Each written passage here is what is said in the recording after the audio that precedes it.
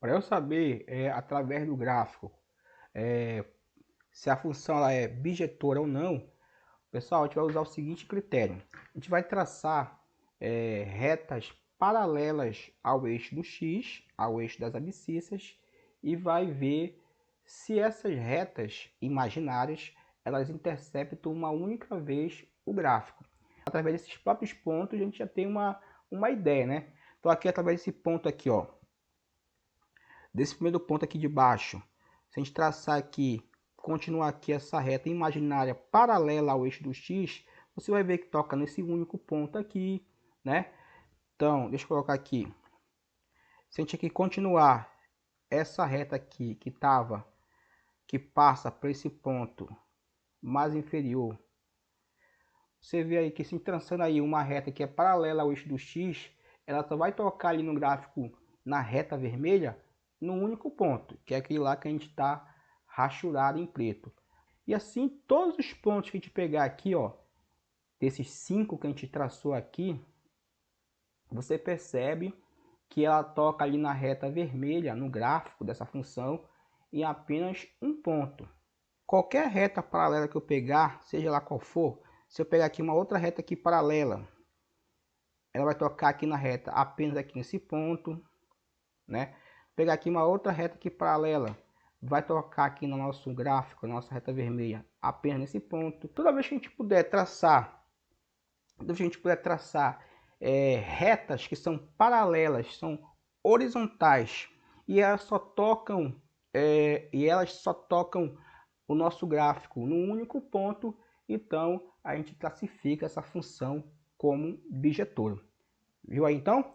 Então a gente pode também classificar as funções em bijetora ou não através do gráfico. Vamos ver agora se o exemplo, se o item D é ou não é uma função bijetora. Vamos ver aqui. Vamos adotar os mesmos valores que a gente pegou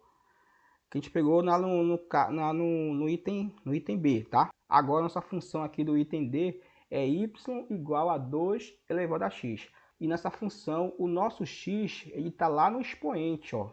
Então se nossa variável é independente, ela se encontra no expoente, nós temos uma função exponencial. Também vai ser assuntos futuros que a gente também vai ver aqui no primeiro ano. Tudo bem, pessoal? Então agora nós temos a função y igual a 2 elevado a x. Só que o nosso x aqui é menos 2, né?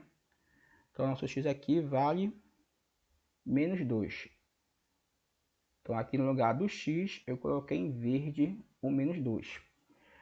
Pessoal, 2 elevado a menos 2, nós temos aqui uma propriedade da potência quando o expoente ele é negativo. Quando o expoente é negativo, a gente inverte ali a potência. Ó. Colocar 1 aqui em cima e aqui a potência vem para baixo, trocando o sinal do expoente. O expoente era menos 2, vai para baixo com o expoente positivo, mais 2 agora. Então, toda vez que a gente tem um expoente negativo, você coloca 1 sobre essa potência, trocando o sinal do expoente. Essa aí é a propriedade, tá bom? Pronto. Então, repete aqui. O 1 e 2 ao quadrado dá 4. Então, ficou 1 quarto. Quanto é que dá 1 quarto ali em decimal? Se você pegar 1 e dividir em 4 partes, você tem 0,25, né? Y igual a 2 elevado a menos 1. Mesma ideia. Como o expoente é negativo, você inverte a potência trocando o sinal do expoente. Então fica 1 sobre 2 elevado a 1 é o próprio 2, dá 2. Dá meio, né? 1 sobre 2 é meio. Meio em decimal é 0,5, né? Y igual a 2 elevado a 0. Qualquer número elevado a 0 dá 1. Então, 2 elevado a 0 dá 1. Tá bom? Próximo. Y igual a 2 elevado a 1. Agora, nosso x vale 1. Então, 2 elevado a 1 dá o próprio 2. E, por último, 2 ao quadrado é 2 vezes 2, que dá 4. Bora começar então aqui para x igual a menos 2. Para x igual a menos 2, o y vale 0,25. Se bem aqui nós temos o 1, o meio é bem aqui, né? Metade, meio, é 0,5. E se aqui nós temos o meio, o 0,25, ele é metade de meio, né? Então a metade de meio, que é 0,25, deve estar mais ou menos aqui assim, né? Mais ou menos aqui assim. Então aqui vale 0,25. Pronto.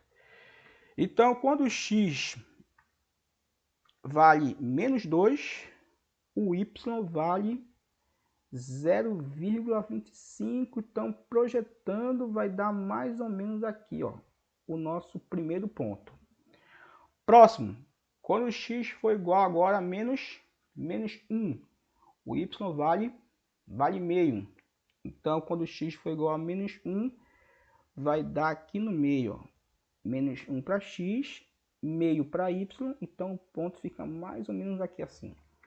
Próximo, x igual a 0, y igual a 1. O ponto fica aqui em cima do 1, ó, fica em cima do eixo do x, perdão, em cima do eixo do y, né? Do y.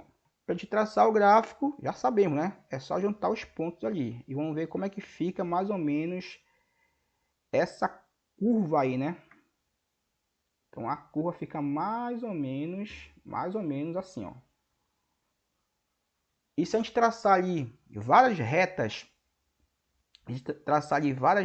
que são paralelas ao eixo do x, você vai ver também, vai perceber que nós temos que essas retas paralelas, elas só tocam o gráfico.